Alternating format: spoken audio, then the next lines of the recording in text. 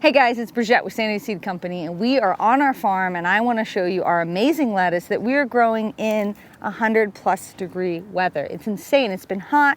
It's late July here in Southern California, but yet we have beautiful lettuce growing, and that's because I want the lettuce and the tomato on my BLT to come from the farm. Now, how did we do that? There's a couple of pro tips that you need to know to be successful to grow lettuce year-round or in hotter times of the year. I will get into all the tips on how to do that, but before I do, make sure you hit the like and subscribe button so you're notified anytime we put out a video.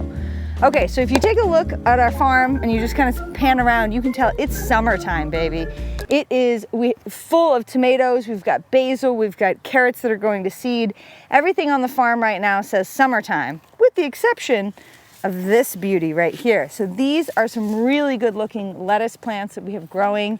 And again, it has been over 100 degrees on many days here on the farm because it's late July in zone 9 and 10 in Southern California, so it's hot. Now for you beginning gardeners, it's really important to remember that crops are really divided in two different categories. You have warm season crops that grow during the warmer part of the year when the days are longer, and you have cool season crops that are grown in the cooler part of the year when the days are shorter.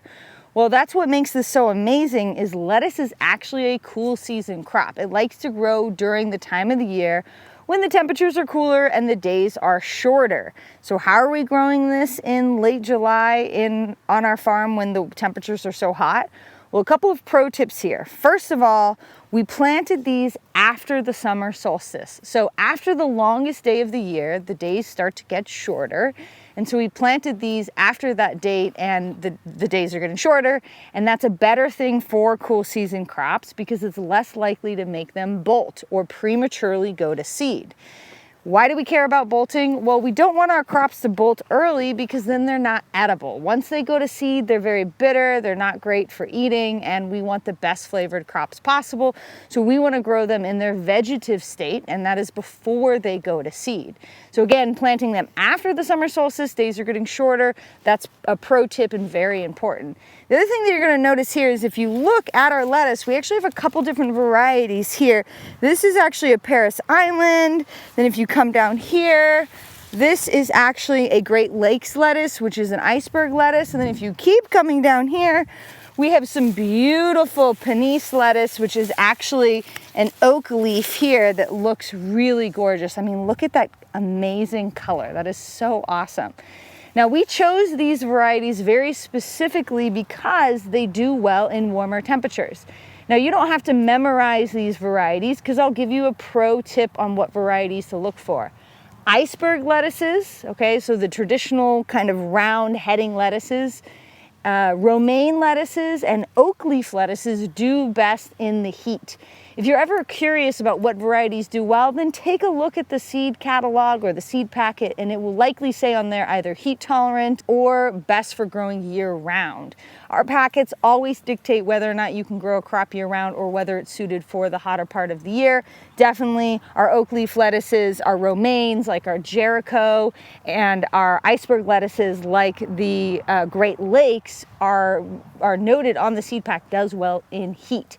So you can't just grow any variety of lettuce year round, keep that in mind. The other pro tip and the thing that's really important, and the thing that really, no matter, even if we planted the right varieties and we had really good soil and we planted after the longest day of the year, if we didn't use professional grade shade cloth, we wouldn't be able to do that. Now, what do I mean by professional grade shade cloth? I mean that it is shade cloth, not awning cloth, very important. And it should be no more than 50%. Really, we like 40% shade cloth, which means it's blocking out 40% of the UV light, okay? And the other thing that makes this really important is that it's stitched in a way in which light can get through, air can get through. If you're growing crops like melons or other things, pollinators can get through, which is really important. So it's not blocking out everything. It's just basically acting like a little bit of a sunscreen so that the plants can grow in really warm temperatures and we can reduce the amount of evaporation from the soil and the plants and reduce sun scald. So it's like sunscreen basically for your plants. So let's kind of review the three things that are really important here. One, professional grade shade cloth. You need to buy this from a seed company we sell it online on our website, or an agricultural supply company. This is not something you can get from Home Depot, okay? You want specific stuff that is for an agricultural application. That's very important. Also making sure you grow the right varieties of lettuce, so growing an iceberg, a romaine, or an oak leaf lettuce that does really well in the heat is really important. And third and lastly, very important, is soil. The better your soil is on any farm or in any garden, the more things you can grow, and the better you can grow them, even in heat stress or cold stress or any type of situation where it's not ideal temperatures for the plant. This particular field has really good soil after years of putting in compost and working it. I wouldn't be able to grow this lettuce in other fields that we have here on the farm because the soil isn't as good. So keep that in mind. Lots of compost because it holds in lots of moisture. You can see that this doesn't look as good as the soil at my home garden, but it's still really good soil, and every year we're adding more compost so that it gets better and better and better. You can tell there's plenty of moisture in the soil, so we are watering regularly and often because this is a crop that really enjoys tons of moisture.